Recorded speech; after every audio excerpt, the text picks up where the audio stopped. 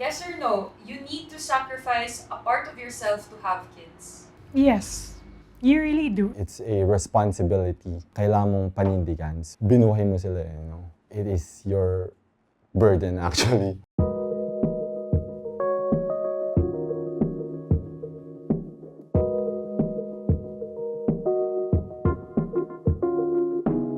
Yes or no, I would like to have children. Yes. Yes. Yes. Yeah, I do. I love kids. When I was younger, I always thought, the biggest thing that I want to do in life is to be a good dad. As corny as that is really how I feel. That's always how I've felt. I have a big family. I have 5 siblings. I dream of having like a really big family. I could say na I was raised well by my parents. And I was so loved by my parents and tsaka they were so supportive to me in every way. Somehow I want to replicate that. Initially, I was on the fence because I have an autoimmune disorder, so I wasn't sure kung matutuloy yun. And secondly, I was focusing on my career kasi as an actor, may shelf life ka, diba? So parang by the age of like 35, parang paano na yung roles, diba? Puro mga tita, mom na yung roles. I was really hoping to make the most of my youth. Yuck, youth! I'm 34 and I started hosting parties, children's parties at 17. And I will never forget the very first day I did it. I dressed up as the Red Ranger, Power Ranger. I'm an actor, but I felt silly in that outfit. But when the kid who was celebrating that birthday, saw me, I was like, Power Rangers! And immediately something clicked in my head, like, okay, it just felt like, okay, I can probably do this as a dad. From then on, that seed just kept growing. And then nung pandemic, ayun, syempre, nabuntis. Diba? So, walang choice. And when it happened though, it was the best. It was the best miracle. It was the best unplanned baby. I see it as a fulfillment for me. And I see it as a sense of purpose in my life. I see parenthood as an essential thing or part of my life. No. The reason why I don't like to have my own kid, primarily because of the climate situation that we are experiencing right now. I come from a broken family. As a psych major, I don't want to pass unresolved trauma. I know that it's me na magkakat ng vicious cycle of trauma. In that case, we can save a child na hindi niya ma-experience yung mga naranasan natin from the past. Doon ako napipressure sa point na pag in-open up ko yung topic na yun, ang lagi nilang sinasabi sa akin is, magbabago pa yan, paano ka pag tumanda ka, sino mag-aalaga sa'yo. Actually, it's something ironic. I am good with kids, but deep down inside me, parang hindi ko makita for now yung self ko na magiging parent in the near future. I can consider kasi myself as the breadwinner of, at the same time ng family dahil pinapaaral ko yung bunso kong kapatid. So parang dun pa lang mama na ako ng kapatid ko. Feeling ko yung pagiging parent or pagiging mother is really not my interest talaga. It's more practical to not have kids. Yes. Yes. Yes. Oh yeah. I would agree with that. I can say yes. Hindi mo iisipin when you're going out, like if you're going out on a date, kailangan like baby-friendly, kailangan yung pagkain baby-friendly, kailangan may high chair, may stroller. It's the most expensive thing you can do. Let's be honest, everybody. It's not buying a car. It's not buying a house. Here's a human being, and I'm gonna put it through school. I'm gonna buy clothes. I'm gonna feed it. In the future, mahirap paaralan because of the inflation. Kung mahal na nga na, mas magmamahal pa in the future. So if we're only talking about practicality in terms of money, finances, absolutely. It's very practical to not have kids because we all aware na overpopulated ang Philippines and then limited na yung mga resources natin. Ang hirap nang ang buhayin ng sarili mo eh. Tapos magdadala ka pa ng isang human being na hindi siya basta-basta as a pet lang na pwede mong iwan sa parents mo or pwede mong iwan. If you don't have the capacity or if you don't have the ability to make the life of your child easier than your life now, I guess hindi talaga siya practical. Is it selfish to not have kids? No. No. I think it's not. Absolutely not. No, I don't think so. I think yung decision of whether to have kids or not is very personal and very subjective. No? Choice na not to have a kid, I see it as equally valid to have a child. I had so much anxiety about the world I was going to bring a child into potentially. So yun yung main hesitation ko. I mean, who thought na we were gonna have another war naman in the world? In the pandemic, we didn't really expect it to happen. Naman. There's just so much to think about. So I don't think it's selfish to want to think about yourself, to want to live your life without thinking about another person.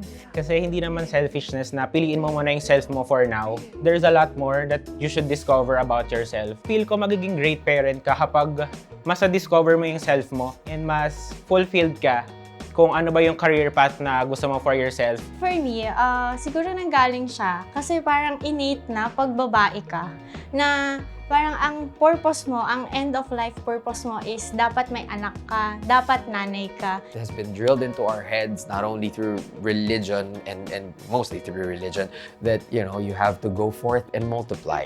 Let's face it, it also comes from a place that you want someone to take care of you when you get older. I think yun yung notion here in the Philippines na, hala, paano ako pag tumanda? Sino mag-aalaga sa akin? Kailangan nating umalis dun sa ganong thinking kasi una sa lahat, hindi naman retirement pa ng bata. Yung dad ko kasi, very traditional. So parang sasabi niya, kailangan magkapamilya kayo, kaya nagsisimba kayo, tapos dadalhin niyo yung mga anak niyo. Tapos parang feel niya, obligation talaga na magka-family. Diba? There's a lot of things that we can do now and hindi tayo limited dun sa box na kailangan natin i-follow yung sa society na there's a norm na after mo graduate, mag-work ka, after ng work mo, mag-aasawa ka and mag-aanak. Dapat burahin natin sa isipan natin yung certain time frame, timeline na sinusunod ng marami. I think it's actually also selfless in a way to not bring another person into the world na kung hindi mo rin siya maalagaan, di ba? Parang why subject this child to that, di ba? We must remember that there is no wrong choice in the question whether to have kids or not. But rather, what is wrong is believing to the idea that there is a right choice. Yes or no? You need to sacrifice a part of yourself to have kids. Yes. Yes. Yes. Yes. Yes, you really do. And I don't resent that. I don't take it against my child. Bringing the baby into the world, your baby really comes first. And it's a fact of life. It's a fact of motherhood, of parenthood. Once na nagkaanak ka na, a huge part of your life dapat ibigay mo sa anak mo. It's not just you anymore. It's a responsibility na kailangan mong panindigan. Binuhay mo sila. It is your burden actually. Even when you're in a relationship, you do sacrifice your me time, right? For women, because they have to be nursing, they have to be there all the time. But I did have moments, especially yung siguro mga first 3 months of postpartum na parang, oh my God, ito na lang ba yung buhay ko? Parang magpapadede ka lang every 2 hours. Tapos parang, hindi na ako nakakaligo. I don't regret it. It's more of, mapapaisip ka talaga. Parang, is this it now? Siguro yun yung kailangang prepared ka emotionally. And bilang lalaki naman, siguro you should be a great provider. I'm not saying na dapat mas great provider ang lalaki compare sa babae, but yung stability ba na kaya mong i-provide sa bata. It doesn't scare me. Sacrificing a part of myself, it doesn't scare me. I'm scared of how it will change my relationship with my wife, right? Because there's a kid in the middle. Right? The attention will have to go to the kid most of the time. The kid's the boss, right? Actually, parang pag nagkaanak ka, parang wala ka ng privacy, wala na yung linya. Parang it's a completely different person na.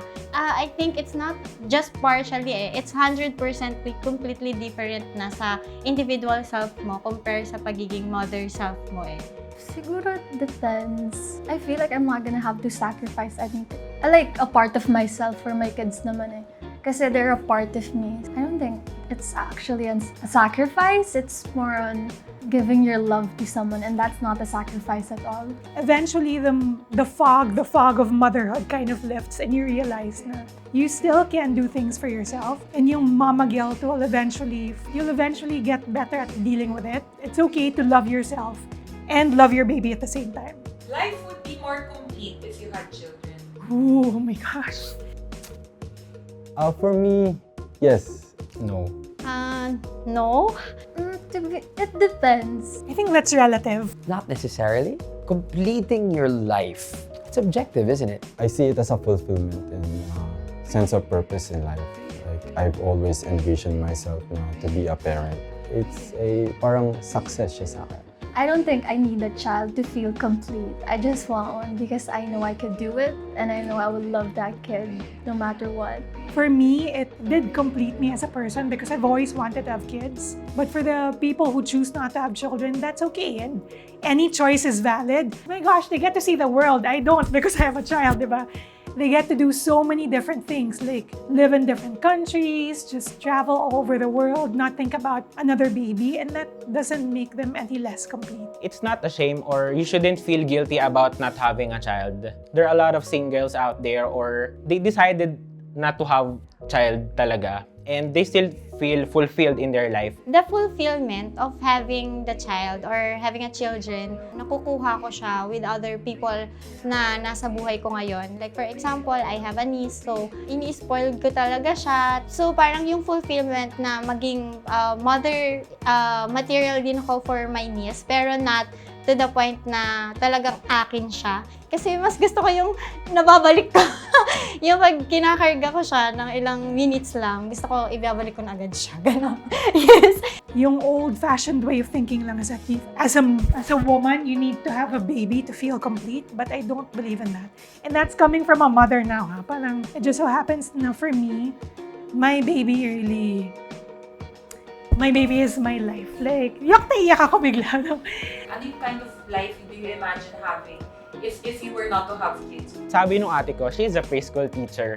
Sabi niya, why not teach? Sabi niya, baka doon talaga yung calling mo. And I think I would do that in the future. Kasi by nurturing young minds, you empower them.